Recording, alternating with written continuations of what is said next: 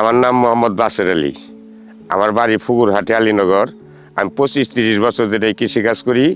5 বিঘা জায়গা ধান বুনছি এই বছর।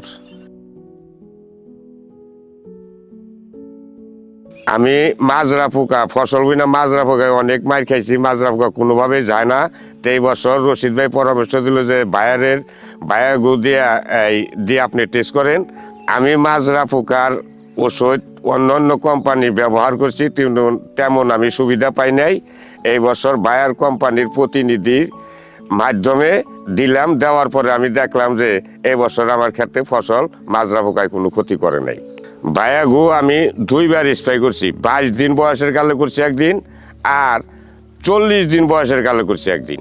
এই 2বার স্প্রে করাতে আমার ক্ষেত্রে মাজরা পোকা আসে নাই। ফলন আল্লাহর রহমতে খুব ভালো। ভায়োগো, ফসলের পাহারাদার।